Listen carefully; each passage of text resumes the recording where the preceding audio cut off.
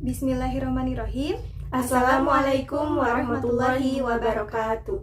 Perkenalkan, saya Jessy Budiana dengan NIM 24110043. Saya Desis Biarahim dengan NIM 24110042. Oke, kami di sini akan mempresentasikan mata kuliah Analisis Sistem Informasi, yaitu Pemodelan kebutuhan fungsional, use case diagram, dan deskripsi use case.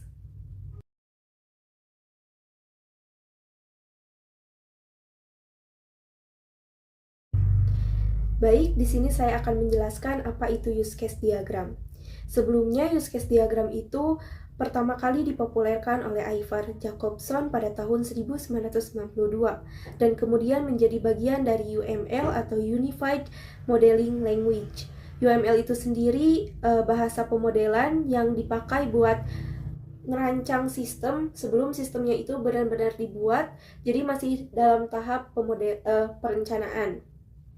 Nah, dengan adanya use case diagram ini bisa menggambarkan hubungan interaksi antara sistem dengan aktor. Aktor di sini bisa berupa pengguna, sistem lain, atau perangkat yang berinteraksi dengan sistem. Jadi sederhananya use case diagram itu nunjukin apa saja yang dilakukan aktor ke dalam sistem dan apa saja yang disediakan sistem. Nah, selanjutnya di sini ada fungsi dari use case diagram. Use case diagram berfungsi untuk memperlihatkan proses atau aktivitas yang terjadi di dalam sistem secara urut. Selain itu juga, use case diagram ini menggambarkan proses bisnis dan alur kerja dari sebuah sistem. Nah, dengan adanya use case diagram ini, kita nggak langsung masuk ke teknis atau coding, tapi cukup lihat alurnya supaya lebih mudah dipahami. Nah, diagram ini juga bisa jadi jembatan antara pembuat sistem dan pengguna, supaya kedua-duanya punya pemahaman yang sama tentang sistem yang akan dibuat.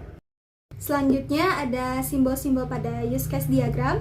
Yang pertama ada simbol aktor, yaitu mewakili peran orang, sistem yang lain, atau alat ketika berkomunikasi dengan use case. Yang kedua ada simbol use case itu sendiri, yaitu abstraksi dan interaksi antara sistem dan aktor.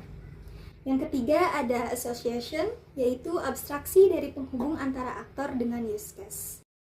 Simbol yang keempat yaitu generalisasi, yaitu menunjukkan spesialisasi aktor untuk dapat berpartisipasi dengan use case. Simbol yang kelima ada include, yaitu menunjukkan bahwa suatu use case seluruhnya merupakan fungsionalitas dari use case yang lainnya. Dan yang terakhir, simbol terakhir yaitu simbol extend, menunjukkan bahwa suatu use case merupakan tambahan fungsional dari use case yang lainnya jika suatu kondisi terpenuhi.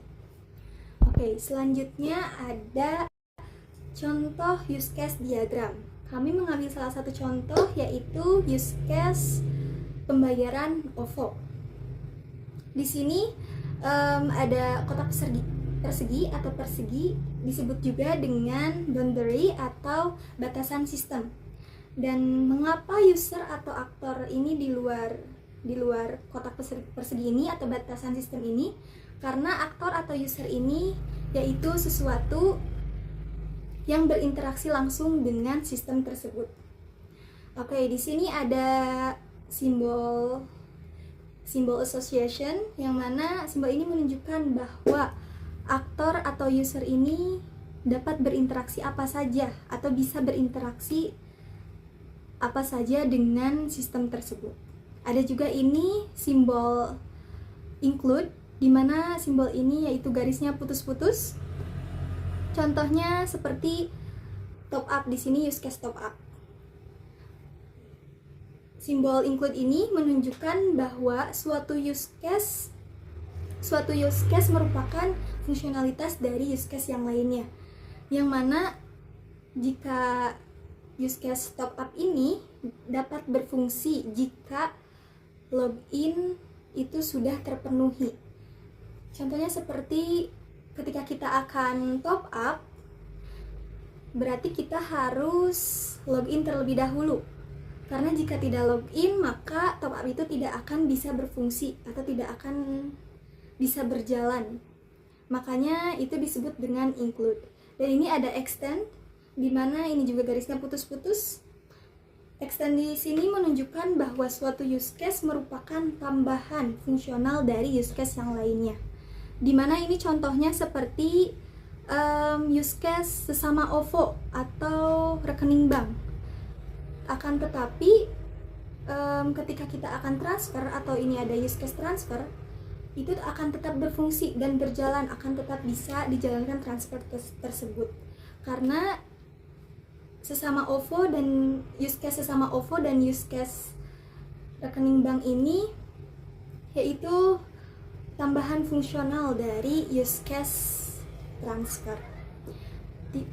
Berbeda halnya dengan simbol include yang tadi, di mana simbol include yang tadi itu harus suatu use case berfungsi, maka use case yang lainnya akan berfungsi. Jadi itu adalah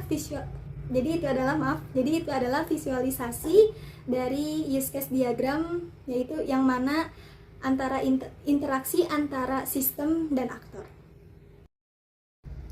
Baik, dari semua materi tersebut dapat disimpulkan bahwa use case diagram itu salah satu diagram penting dari UML, dan juga use case diagram ini bisa menggambarkan hubungan interaksi antara sistem dengan aktor, serta fungsi-fungsi utama yang ada di dalam sistem.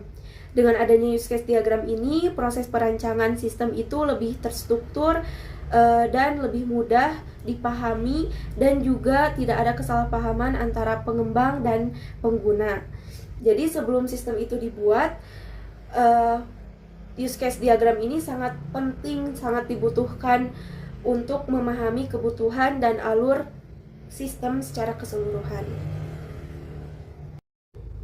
Baik, mungkin cukup sekian dari kelompok kami. Wassalamualaikum warahmatullahi wabarakatuh.